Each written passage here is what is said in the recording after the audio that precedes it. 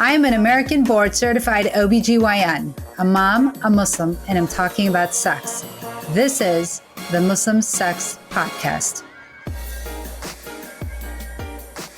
Welcome to the Muslim Sex Podcast. I'm your host, Dr. Sadaf, and this episode is everything you need to know about vibrators and toys. We're going to get a little spicy today. I haven't covered this topic yet, and I have this amazing sex therapist on with me who will go over all you need to know. And of course, this is not supposed to be any type of medical advice. If you have any questions about your health, please go see your healthcare provider. And if you have any questions about your religion and specifically about using toys or vibrators or anything else we talk about, please go speak with your friendly neighborhood religious leader. This is definitely not a religious podcast. So if there's anything about sex and toys that you're not sure about, please go speak with your neighborhood religious leader. And this is a Muslim Sex Podcast because I just happen to be a Muslim woman that talks about sex. So today I am so excited to have on with me again AJ. AJ is a friend of mine and a fellow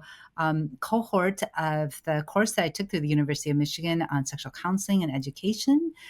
AJ is a sex therapist that works in Washington, D.C., so near the D.C. area. So AJ, if you could please go ahead and introduce yourself to the viewers and the listeners out there. Yes. Hi, everyone.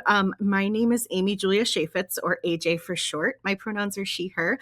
I have a sex therapy practice in the D.C. area, so D.C., Maryland, Virginia. And I also see folks in New York.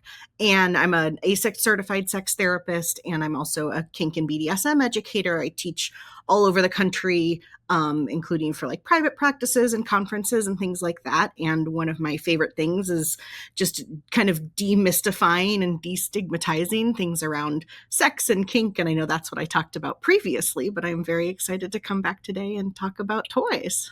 That's amazing, AJ. Thank you so much again for coming on.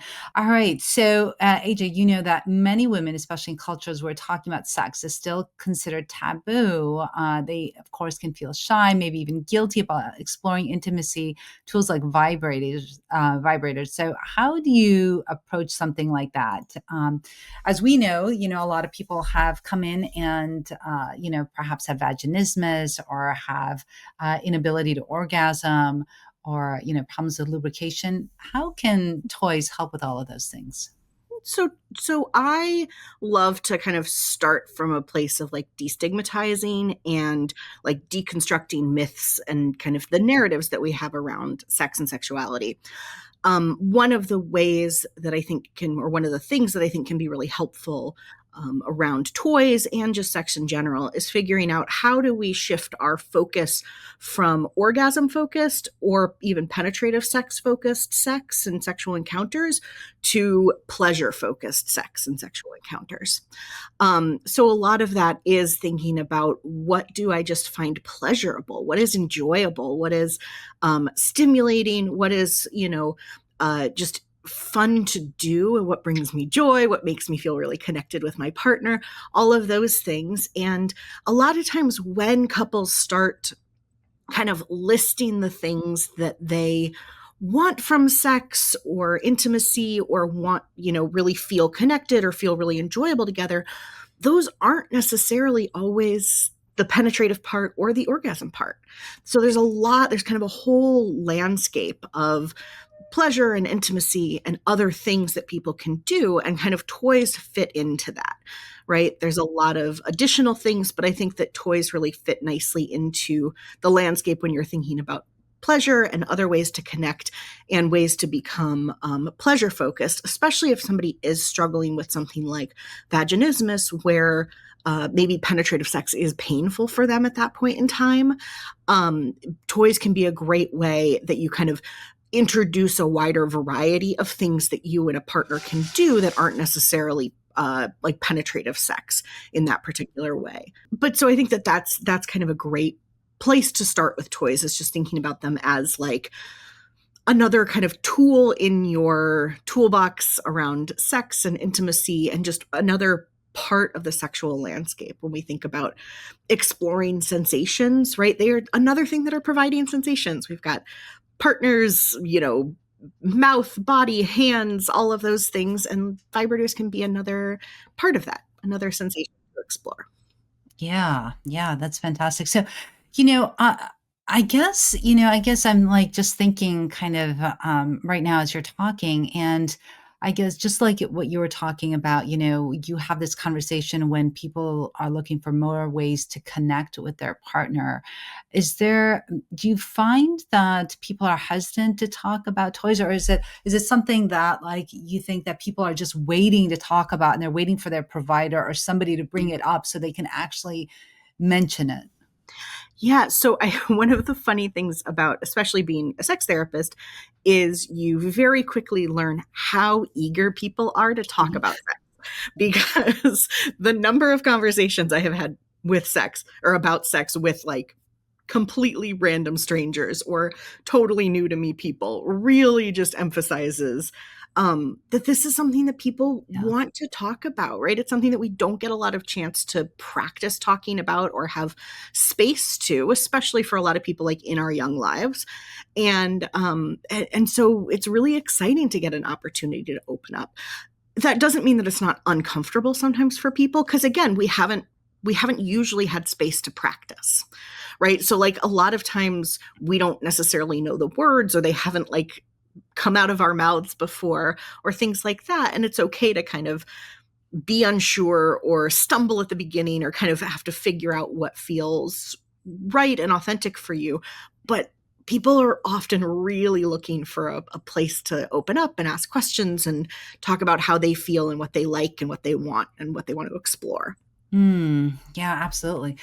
So, how do you think we can have these conversations about sex toys and reframe them as tools that enhance like marital intimacy that rather than something that is shameful? Because I think, like you said, right, there are so many people that are eager to have these conversations, but there's so much stigma and shame around sexuality that it may be hard just to even begin that conversation. So, how do you do that?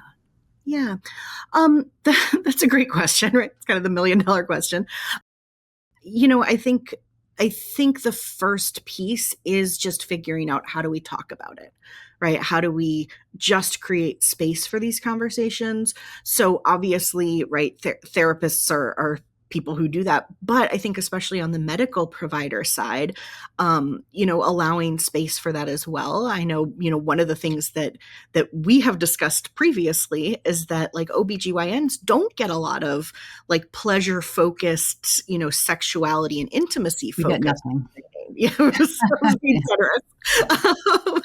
But and so I think that is that's such an opportunity and such a great space where those particular medical providers can think about, what does it look like to create space for that? What does it look like to talk about those things, to just even say, hey, I am open to questions, or I have resources, or things like that, so that just that first barrier of like stigmatization is able to kind of fall down a bit. And somebody, especially folks, right, we're a lot of times in those situations in positions of authority, right? Like we are the people who hold like the power around giving people quote unquote permission for these discussions. So a lot of times if we can be open and honest and just really available and saying like, hey, this is something that is okay to talk about, it's okay to talk about in here, if you want to talk about it somewhere else, I'm happy to help you find those spaces. So I think that that's kind of a big first step. The other is sometimes really just pushing through some of that discomfort, not in a way that feels upsetting or traumatic or activating or bad, but recognizing that like it's okay to feel uncomfortable, especially if these are the first time, if this is the first time you're like having a conversation with a partner, that like it's gonna feel uncomfortable and it's gonna be a little awkward, and like that's okay. It's okay to have those conversations, especially when we're learning and growing and finding things that are new to us and want to explore things, right? Like we can't explore without figuring out where kind of the places that we don't want to continue to explore are, and that means sometimes feeling uncomfortable or feeling a little awkward. So thinking about, how do I sit with that discomfort a little bit and still allow myself to like have these conversations with a partner. Yeah. So, something that comes to mind that sometimes, when I talk to patients, they say that, when they bring up these conversations about like toys and things like that, their partner starts to think that there's something wrong with them, right? That they're not doing something right. And so now they need like a toy to bring them satisfaction. How do Yeah. you handle that? I mean, obviously, it has a lot to do with their partner's own feeling of inadequacy, I guess, Yeah. right? So there are some big myths, big myths out there, especially around like toys and vibrators. And that is probably one of the ones that like gets in the way the most Mm, is that it kind of says something about your relationship, about your partner, about yourself, right? Like we make a lot of meaning out of things, and a lot of times I will start when people are starting to have these conversations and maybe feeling inadequate or feeling some sort of big feelings about potentially using a toy with a partner. A lot of times I'll start by just saying like, what what does it feel like that says about you? And how do we kind of start there and maybe deconstruct that myth a little bit? So what we kind of know is that the reality of for most heterosexual couples, there is a pretty big orgasm gap. So not to be rude, but there aren't orgasms happening. So like absolutely. Yeah, there is that gap. There of isn't course. something happening. Yeah. So and that's nothing wrong with the bodies that are there. It is really common that cis women are unable to orgasm, especially vaginally, but like through penetrative sex. Yep. But a lot of folks also struggle with like manual orgasm or oral stimulation or things like that. It's not uncommon that people just struggle with orgasm. And again, Yes. these are things that we don't talk about a lot. So like we Yep. don't necessarily like realize how common this is. Yep. And of course, that also contributes to these big myths around like, oh, is there something wrong with me? Right? If I need this type of stimulation to orgasm, which is very, very common, but because it's not talked about, that adds to this feeling of like, am I broken? Is there something wrong with me? Why can't I do this?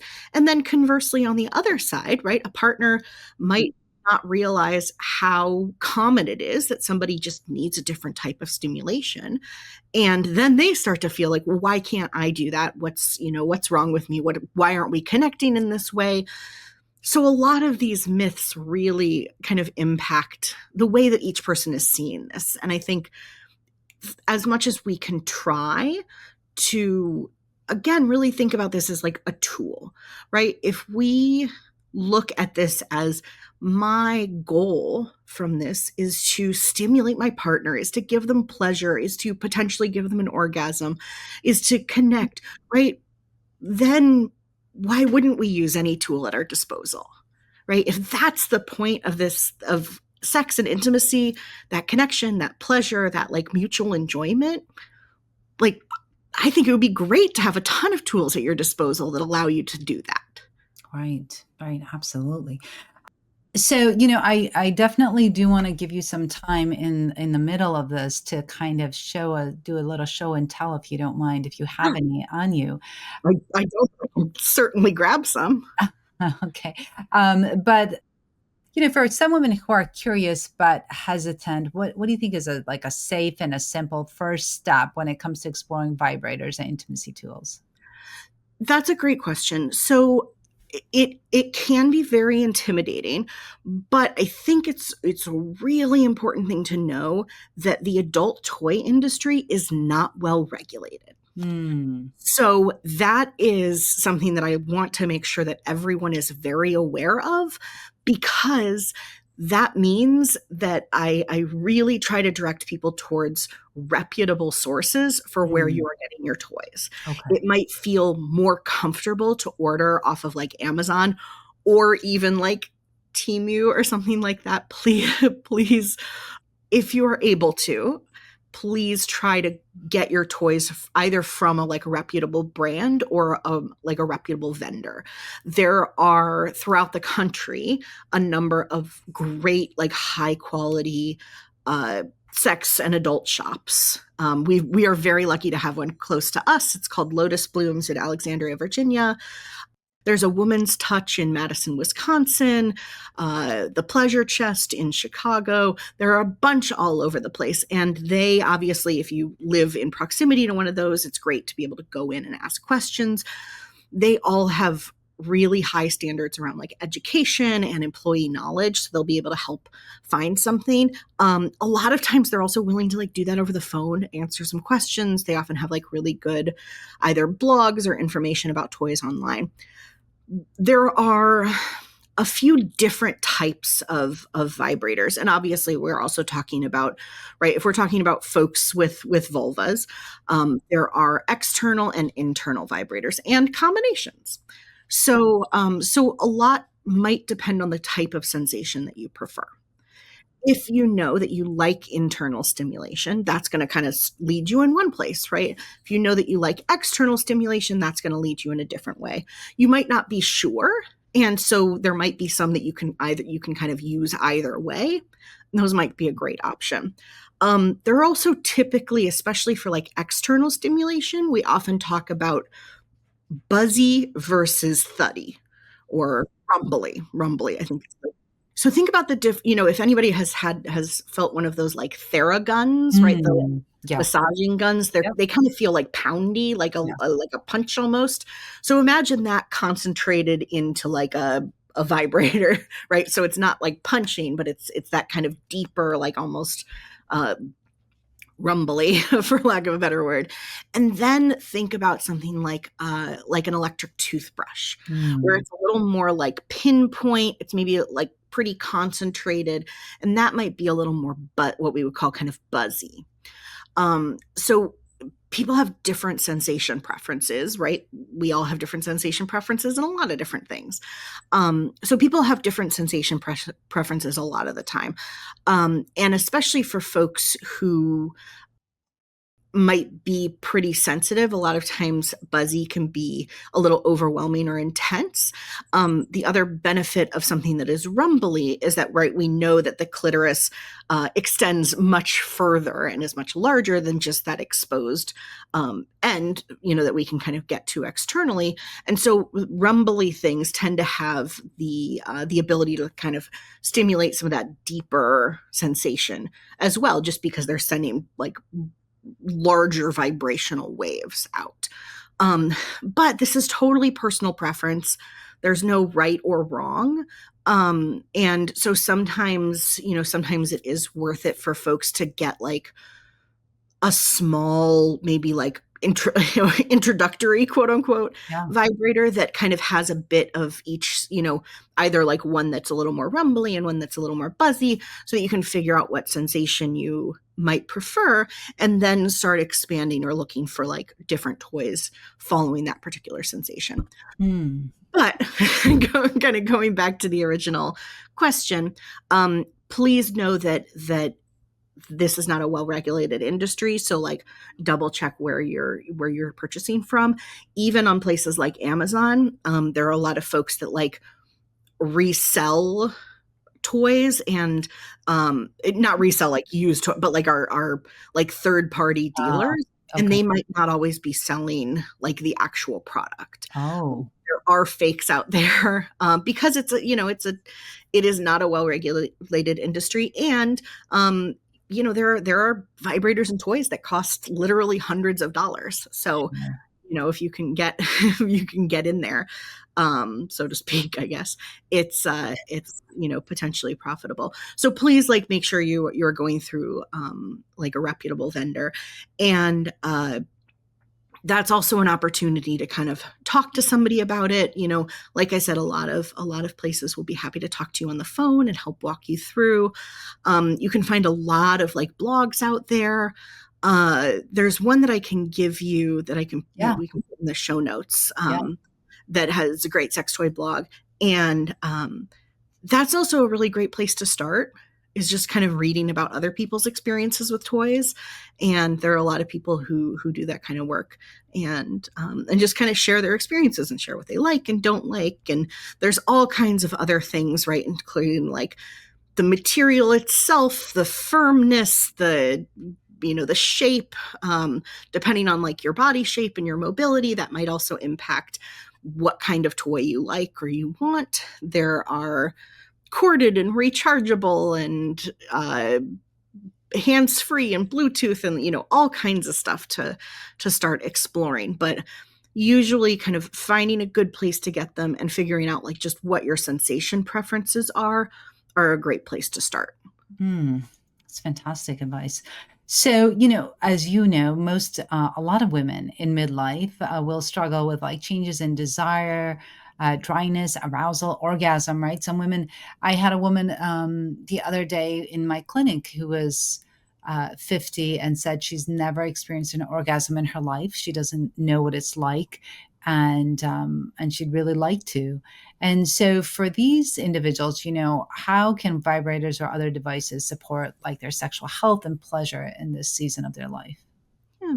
So there is a fair amount of evidence that suggests that like regular uh, pleasurable sexual engagement, whether that's with a vibrator or with a partner or both, does kind of promote healthy sexuality.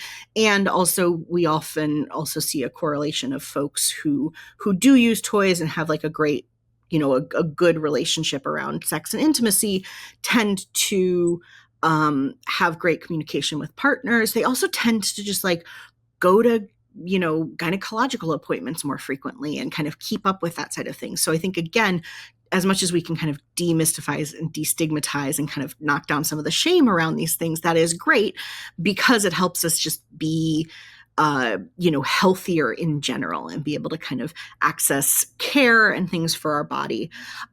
Often also vibrator use can, again, if you start destigmatizing and kind of knocking down some of these narratives, that also potentially creates more space to use things like lube, to use things like, vaginal moisturizers, to just think about, hey, what do I need to like enhance my own experience?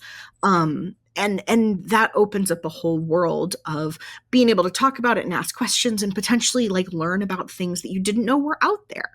So lube is a great one. We love using lube with vibrators, with partners, even with just manual or hands or anything like that. Lube can be a great thing to add in.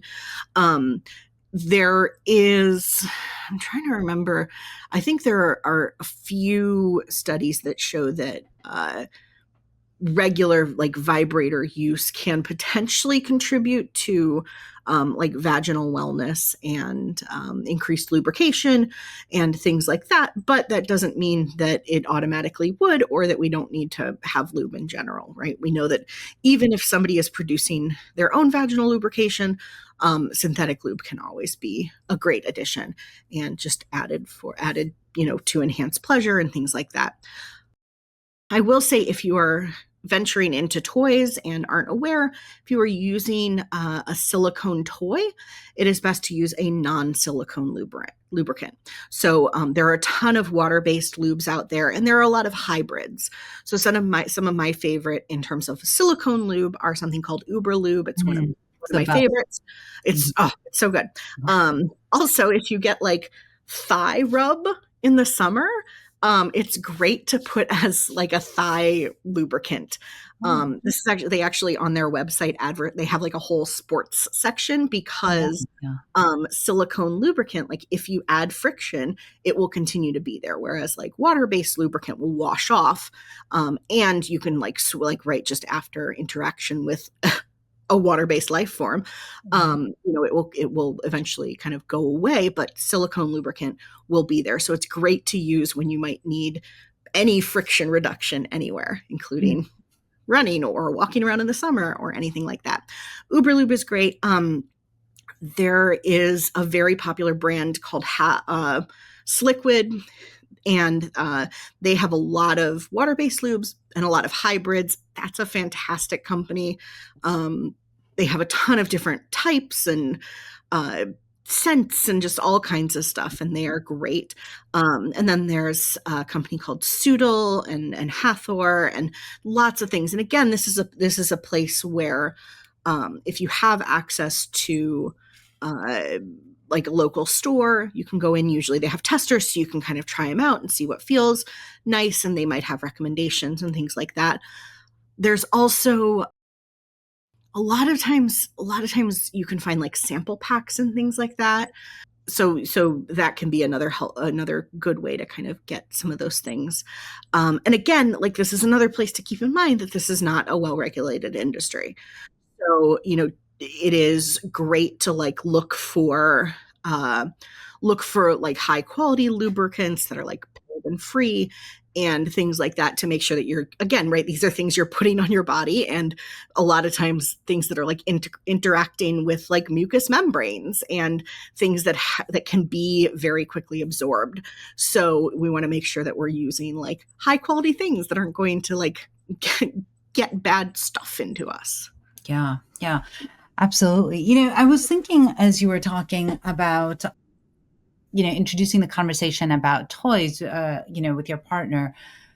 What about, that myth that like if you're using toys too much, you're not going to have the same sensation? I mean, assume it would probably be a different sensation with a partner, but that you get used to a toy, then you don't want a person anymore. Do you ever hear some nonsense like that? I certainly do. Yeah. So that is not to say, because a lot of people might say, like, in the moment things can feel very overwhelming, or maybe feeling like quote unquote desensitized. So in the moment, right, we can certainly overwhelm nerve endings. We've got I love the for cat. folks who aren't watching the video, there's a kitty visit happening. But so right, like, if we think about even using like a Theragun, right? If we're using like a massage gun on our muscles, they can get overtaxed, they can get overwhelmed, they can get a little like numb sometimes, but that sensation does disappear. So that doesn't kind of accumulate or build over time. So even if you are feeling in the moment a little overwhelmed or kind of quote unquote numb, that is something that doesn't stick around. So there is a big myth out there that that you will become desensitized over time. That there's just no evidence to suggest that is true. Again, this is like a different range of tools in our toolbox, so it is going to be a different sensation than a partner. As a wonderful as a human mouth can be, it's just not going to replicate the sensation of a toy or something mechanical, and that's fine. Again, right, like, if we are thinking about the things that we want to focus on during sex and intimacy, if that is orgasm, then this is another tool in our toolbox. It doesn't say anything about you if you can't orgasm from either penetrative sex or manual stimulation or oral stimulation. That is a really common and natural thing. So it's okay if you want to add something in that is going to help you get there. And sometimes, again, these myths kind of pop up, and it can be a great thing to kind of add in with a partner, as long as you can talk about it and are able to kind of address anything that's coming up together. There are also toys that you can use partnered. So if you are having like penetrative sex with a penis and a vagina, there are toys that either can be used clitorally, or there are toys that can be attached to like a penis and used as like a vibrator that both people will like get sensation from, which is the other thing about toys, is like they are not just for vulva owners. People with penises also have a variety of toys that are available to them. There are things like strokers, there are partnered toys, there are other things that are stimulating. So this is something that like both people can get a lot of pleasure from and can use it to kind of enhance sensation that they're experiencing. And right, we're talking about things that can kind of just expand our sexual landscape, expand the types of pleasure and the types of sensation that we're getting, and are able to just be new things to explore. And sometimes it's really fun to explore new things with a partner. Yeah, that's fantastic that you bring that up. I was thinking that, so I've had on my podcast, and I'm not sure, but I'm sure you can probably address this, is that, I've had Dr. Maria Aloco on, and she's a urologist based out of LA, and she and I had a conversation about women that have experienced female genital mutilation, and that they've had their clitoris removed, or different, unfortunately, things happen to their vulva without their consent as children, this and that. And, I've had patients that have had that happen to them, actually, somebody that I know. And so she's always, saying that she's never experienced an orgasm, and that she doesn't know if she can ever experience one because she had this done. I'm curious what you say about this, and, how you think, like, perhaps a vibrator, or different type of toy, not necessarily even a vibrator, but a different type of toy may be able to help her achieve that orgasm. Yeah. So my first caveat is that is not an area that I specifically kind of practice Sure. in. It's Yeah. not something that I have a ton of experience around. But from kind of the knowledge that I do have around it, toys may be able to kind of boost the sensation that somebody is able to kind of experience and feel. If that is, say, internally, right? There are a lot of toys that are specifically um, created and targeted towards like the G spot. So there are vibrators and things. There are also other kinds of toys. There's something called like an Njoy, and like the letter NJOY, which is a metal wand that is curved and has kind of a bulb at the end, and that is specifically able to press on the G spot. So experimenting with things that can kind of create internal stimulation might be a great option. You can also use a vibrator on the end of that toy to get like enhanced sensation inside.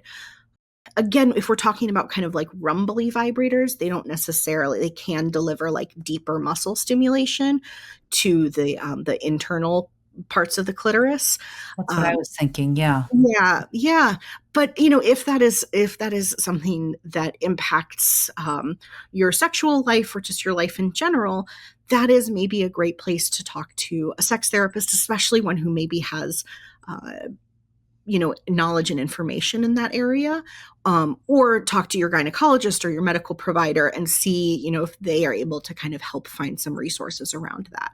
Yeah, yeah. And, that's what I was thinking too, is that although, those individuals may have had parts of their clitoris removed, still we know that the clitoris extends into the labia. And so that's exactly what I was thinking of when you were mentioning about those vibrators that are a little bit more thumpy, oh, yes, there we go. Oh, that's excellent. A little clitoris that matches my hair. Look at that. For folks who aren't watching, I have a little like 3D printed clitoris that That's is amazing. purple, just like my Yeah. hair.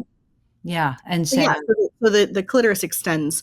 For folks who are watching, right? We're talking about essentially like my hand is now the vulva, and so this the external piece of the clitoris, but then you have this like really large nerve system that branches underneath underneath the skin that is not exposed, and kind of reach that a little bit more.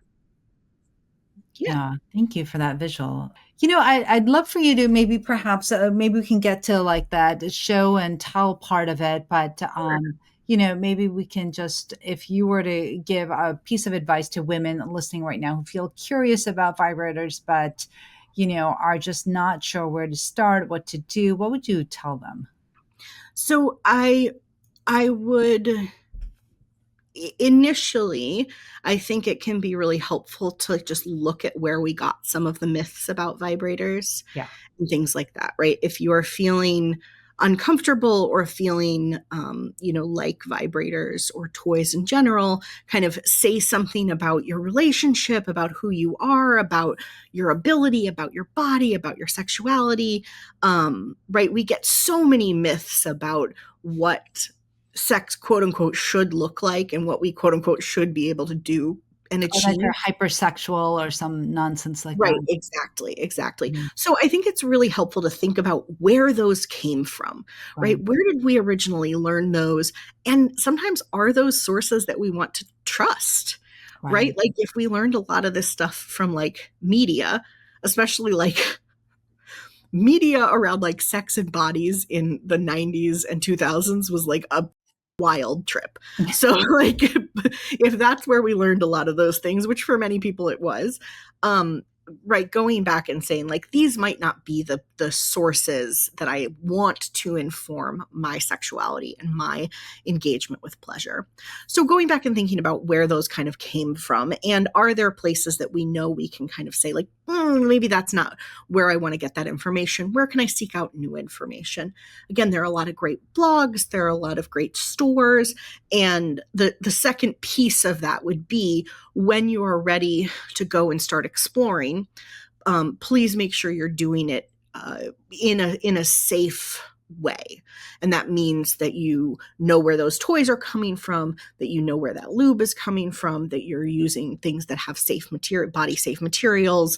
Anyone who maybe ever got like a dildo from Spencer's Gifts back in the like early aughts, uh, those things would like melt. Oh, no. Like if you left them over a while, they would like literally start to like lose their shape, and people are like, "Oh, maybe we shouldn't put those in our body. Like maybe that's not a great material to have like, pressed right up against a pretty porous mucous membrane." But so I think really giving yourself the gift of high quality, good materials, and being able to ask questions. Again, like lots of these stores are great. A lot of them are happy to talk on the phone. I know during the pandemic, a number were offering like essentially like video shopping services. Oh, So wow. although you couldn't like feel the toys as that you would in store, they are able to like walk around and kind of show you and describe the sensation. So there are lots of places to be able to kind of reach out and start asking questions. Mm. Well, that's great. I'm glad you know so much and are able to guide people to, where they need to go. What do you think is the most surprising or joyful story of a client that's shared with you about how a vibrator or a toy really changed their relationship or their self-confidence? Oh my goodness. Um, You're like, there's so many. I well, there really are. I think, I think for a lot of couples, there's a lot of power in both like releasing narratives around what sex should look like Yeah. and uh, thinking about what pleasure and sensation and kind of expanding their sexual landscape looks like. So a lot of our sex becomes really like penetrative focused. And that is kind of, again, one of those things where we get a lot of messages about like, that's what sex, quote unquote, should be. Right. And so watching couples be able to say, hey, where are all of these other things that we want to look at? Like, where are all of these other sensations we want to explore? Where are these other places that we find pleasure and enjoyment and mutual satisfaction and stimulation? Like, we have more than just one erogenous zone, right? We've got more places to explore sensation than just, internal penetrative stimulation. So I think that is a place where it's really lovely to see people start exploring that. And again, for a lot of folks, especially like cis women, toys are one of the ways that they can experience sensation. The other thing to know is that, like, a lot of times SSRIs will Yes. interfere with somebody's ability, especially somebody's ability to orgasm. Yes. Sometimes it impacts desire, but they do often impact orgasm. If that is so, some people are still able to orgasm or kind of fine with that, or like the benefit outweighs that for them. If it doesn't, please, please, please do not be afraid to talk with your psychiatrist or your prescriber about that, right? Like it is mental health is important, but sexual health is often a big component of that. So if you are on an SSRI and it's impacting your mental health positively, but you're not able to have the same engagement with a partner that you did at one point, or you're not able to kind of enjoy sex and intimacy in a way that feels pleasurable and enjoyable, that is absolutely a very valid thing to go to a prescriber with. And I think sometimes we downplay that because we tend to be a little more dismissive of like sexual pleasure as a quote unquote need. But for many people it is. For some people it's not, and that's obviously within the total realm of natural, but for many people it is. So if that is something that is interfering, that is a great thing to talk to your prescriber about. That might mean trying other things, it might mean trying toys, it might mean, right, like there's just different things to do. But I just want to validate that, like, if that is something that is happening, that is something that is worth talking about. 100%. And even considering maybe even changing up the medication, right? Yeah, there are definitely meds that can kind of impact the same symptoms without necessarily interfering with SSRIs, or you might be able to adjust dosage. Obviously, that's something to totally talk with your individual prescribers about. Yeah. So let's get to the spicy part. Do you have any toys nearby that you could show us? I just returned with like a whole armful. Wow, that's a lot, but that's awesome. Okay, so I tried to get like a little bit of a range. All right. So I was talking about rumbly versus buzzy. Mm-hmm. This is a Hitachi magic wand. Ooh. It is a classic. The original ones were corded, they plugged into the wall, and were like an absolute jackhammer. This is, if you've ever seen vibrators, especially in like older porn, they were usually a Hitachi. For folks who are listening, it is like a white, you might have seen it used as like a muscle relaxer or something. Like they're sold as like muscle, God, what's it called? Massagers, like a personal body massager.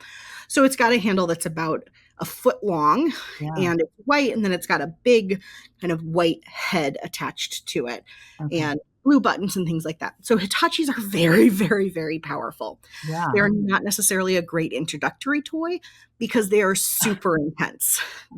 I was looking, I'm like, that was really intense. The corded one literally had it had two settings, and that was it. And the settings were like, oh my God, and holy shit. Like they were so intense. It was bananas. But the rechargeable one, which this is, has more settings and more variation. But again, this is like a very intense toy. If you do like rumbly sensation or want a lot of sensation, a great thing to go to.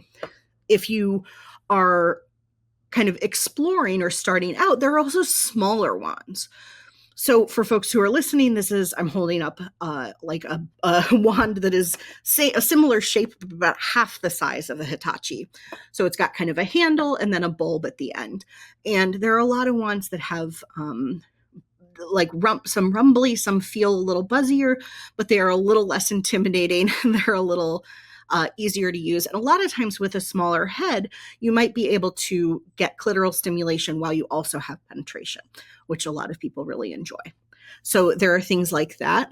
There are also things that are just different shapes to kind of lie on the body or be able to have internal and external stimulation at the same time. These are, in the like early or late 90s, early aughts, the quote unquote like rabbit vibrators were really popular, where you had something internal and then like little kind of ears that sat on either side of the clit.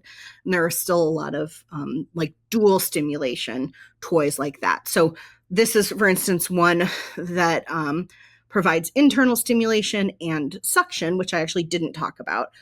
Suction is another type of clitoral stimulation. So there are suction vibrators as well. They usually kind of look like something that has a handle and then has like a little head at the top with a hole in it, and that goes over your clitoris and stimulates it and uses like wind and suction and air to provide a different type of stimulation. One of the things that you may discover if you start playing with toys is that there can be a lot of different types of orgasm. So, you can have a different feeling of orgasm from a suction toy than with like a rumbly vibrator, which is also something that is really sometimes fun to experiment with and experience, right? Again, if we're talking about pleasurable sensation and just being able to kind of access pleasure and have enjoyment of things, that's a way to kind of experience a lot of different types of things. So this is like, I'm holding up one now that is kind of, I don't even know how to describe that shape. It's like a question mark. It looks like a It does question. look a little like a question mark. Oh yeah, it does look a little like a question mark. So the top of the question mark is the internal piece, and that goes inside, and then the bottom piece of the question mark kind of rests on your external genitalia. And on this one, there's a little hole because this is a suction vibrator, but there can also be just regular vibrators and things like that. And then I also talked about just internal toys that don't have vibration. There are, internal toys like dildos and things that do have vibration. There are also internal toys that don't have vibration. Some people like things that are a little squishier. This is silicone. So I'm holding up a silicone. It looks a little bit like a unicorn horn. It is a pink silicone thing, but it does not have a unicorn tip. It has a blunted tip. And a lot of times, I think also people can have different feelings about dildos that look like genitalia or don't. So a lot of times people prefer, if you're using them, especially with a partner, a lot of times a partner might have feelings if you have a toy that has like genitalia that looks like theirs.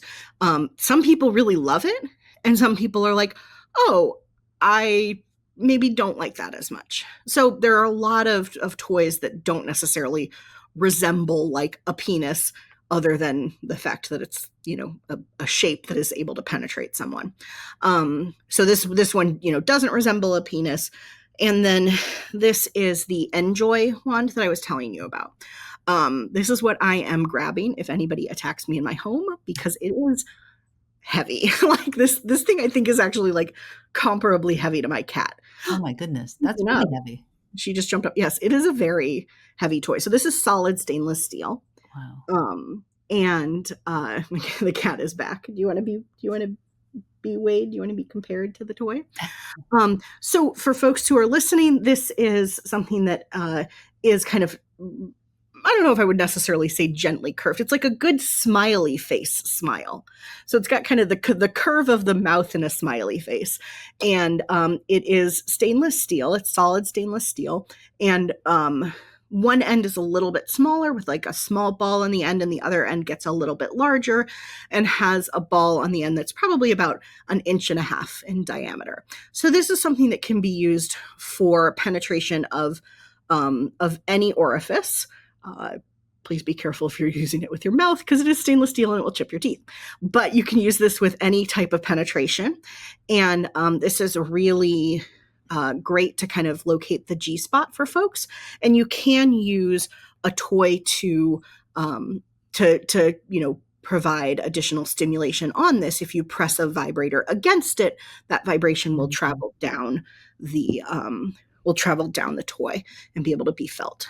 The other thing that I also like to tell people about is sometimes, especially using a vibrator might feel a little overwhelming, or there might not be enough kind of control of the sensation. So there is a great trick that I like to tell people about. If you are using a wand, so I'm holding up the Hitachi wand and I'm taking my index finger and thumb and putting it right around the head where the head of the vibrator and the handle of the vibrator connect in kind of like an OK symbol or an F if you know American Sign Language. Yeah. So if you do this, or if you kind of press this against the pubic mound, so you're not going directly on the clitoris, you're pressing the head against the pubic mound and you're holding it there with your hand, with like the palm of your hand or the heel of your hand, the sensation and the vibration will travel down your fingers. And then you can use your fingers to explore where you like sensation on your vulva and your clitoris. Wow. That's a really great way to just get a little more of like a pinpoint sensation and to kind of control where that sensation is going a little bit more. So that's kind of just a good like little trick if something is feeling a little overwhelming or you just want a different type of sensation in the moment. Or a lot of times that's a great thing for a partner to do because they can still have that contact with you, right? They are literally the ones who are touching you, but their fingers are the things that are now kind of vibrating. There are also finger vibrators and things like that that go on, but also, come between, the finger and the skin. So there's lots of different type of things. These are literally like a tiny selection of kind of things that you can start to explore. That's fantastic. Thanks so much for sharing all of that. No I problem. think that especially for people that don't have that much knowledge, I'm part of those individuals that don't have that much knowledge about vibrators and toys and things like that. This is, I think, a really good introduction to it because then people can decide, whatever it is that they want, what they find enjoyable, what are they curious about, where do they find pleasure, and how to enhance that pleasure. And I think this is also good, for those individuals that may have some trauma, right? To slowly explore different sensations, right? Mhm. Necessarily, Absolutely. we're not focused on penetration or anything like that, but just exploring sensations Yeah. and also incorporating some mindfulness into it as well, right? Yeah. We know that mindfulness can increase lubrication and arousal and enjoyment and pleasure Mhm. in individuals. And I think that that might be also a modality that they can use. What do you think? Absolutely. And I think, playing solo and figuring out what people like individually and with themselves when they don't feel, pressured from a Yeah. partner or what, right? Not that, when I say pressure, I don't mean that a partner is kind of staring there going like, do it, do it, do it.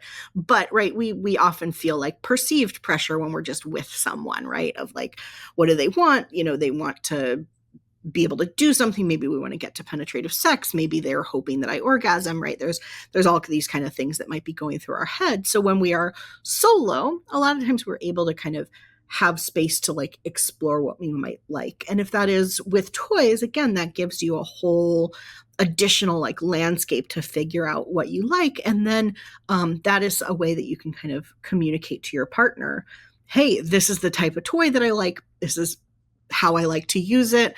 I am a big fan of encouraging folks, if it feels safe and okay for them, to masturbate in front of a partner, because a lot of times it can be really helpful for a partner to see how you touch yourself, right? How you enjoy being touched, and and that's just a really helpful thing a lot of the time for somebody to be able to have a visual around. But so I think that like being able to show a partner or tell a partner, how you like to be touched, how you enjoy sensation, where all of those things, and that both is in general, but also like specifically in the moment. So if you do need to adjust, figuring out, and sometimes even saying like ahead of time, hey, what feels the best for you in terms of like if I need something adjusted, or if we need to stop, or if I need to change position, or if I need the toy moved a little bit to the left or whatever, or I need a different setting. A lot of toys has like a plain like plain vibration setting, and then, that can get more and less intense. And then a lot of them have like different patterns as well. So maybe you need a different setting, all of that stuff. Talking ahead of time and saying like, hey, what does that look like in the moment? Do you want me to reach my own hand down and adjust and then remove my hand, or keep my hand there with yours? Or do you want me to tell you, or what feels the most accessible for you and what feels the best for your partner, and see if, you can kind of, both agree on what that looks like. A lot of times having that talk beforehand makes it a little more accessible in the moment. Yeah, no, that sounds, really helpful advice, I think, AJ, especially for individuals that are nervous and are not sure, giving them modifications, telling them what they can do to make the pressure less intense, more intense, all of this, I think, is really helpful advice, and really important for those people that are just starting out that may not know what it is that they want, what they are, interested in. So I think that's really important. Yeah. So I think that for, as we start to wrap up, what is something that you would like to, a pearl that you'd like to leave somebody with as they're watching this podcast, something that perhaps they hadn't thought of, or, Mm. about vibrators or toys? And Let's see. Well, I think in general, lube is a great friend, right? That's always going to be something that I plug, just because it can be super helpful in a lot of different scenarios, including with toys. I also think it's really important to remember, like, there is no kind of quote unquote right way to use a vibrator, right? So like, if it is something that you find pleasurable and enjoyable, like, that's fine. You might be using what is quote unquote technically a G-spot vibrator on your clitoris. If you like it, who cares what they say it is, right? So there's lots of different types of ways to explore sensation externally, right? It doesn't just have to be on your clitoris. It can be anywhere in erogenous zones. You can use vibrators on your nipples. You can use them on like the shaft of a penis, on somebody's testicles, on the perineum, like externally and internally, anally, depending on kind of what your comfort and enjoyment is. There's just a lot of different ways to use these toys and to play with these toys, and you are certainly not limited by like what they say they kind of should be used for. Obviously, be careful, keep them clean, please. But I think that that's a really important piece, is just remember, like, this is about you and about your pleasure and your enjoyment, and expanding your own sexual landscape, and how you and your partner are able to play and connect and have fun and find joy and kind of pleasure within each other. yeah, and I think like maybe not making it mean anything, right? Like it Yeah. doesn't say anything about you as a person. It doesn't say that you're whatever, like a nymphomania. It doesn't say that you're, divergent. It doesn't say any of those things about you. It just says that you're a curious human being. And Yeah. that's, Or a human being with like a natural body that just needs a different type of stimulation. right, Right? Like, right, sometimes that is just all that it means, right. is that, like, humans are a bell curve and everything is on a spectrum. And sometimes folks just need a different type of stimulation if they Yeah. want to be able to orgasm, whether that's vaginally or clitorally, right? That is completely within, I tend to not use the word normal a lot, but that is completely within like the normal human experience. Yeah. Yeah. There is nothing wrong with you. There's nothing broken. Absolutely. So for all those individuals that are listening and thinking like, wow, AJ is amazing. What an amazing sex therapist. How can people get in touch with you? How can they schedule appointments with you? Sure. My practice is called Fox and Owl Psychotherapy. So that is, I have a practice with my co-owner. Her name is Tori. She's fantastic. She, I think, also is available right now. I think she has a few openings. So our practice is Fox and Owl Psychotherapy. So that's foxandowlpsychotherapy.com, all spelled out, including the and. And my email is just AJ at foxandowlpsychotherapy.com. Very easy. And so that's a great way to get in touch with me, whether it's questions. I am also like available for podcasts if you are a practitioner, whether it's a therapy practitioner or a medical practitioner. I also do a lot of education. So feel free to contact me there if you want to, book a class or anything like that. I'm more than happy to talk about that as well. That's amazing. Thank you so much, AJ. I really appreciate it. Yeah. And well, this has been one of my, I think, more spicy podcasts. And I really am happy that you were able to come on, AJ. And remember, this is not meant to be any type of medical advice. So if you have any questions about your health, please go speak with your healthcare provider, and definitely no advice on religion. So if you have any questions about any of the things discussed today, please go speak with your religious leader and do what feels right to you. So it has been real and really intimate, and I really appreciate AJ's time. And until next time, this is the Muslim Sex Podcast. So thank you for listening to the podcast, and make sure you leave us a review, share and like the podcast. And if you leave me a review, I'd love to shout you out on social media. So be sure that you share it with all your friends. And thanks for listening.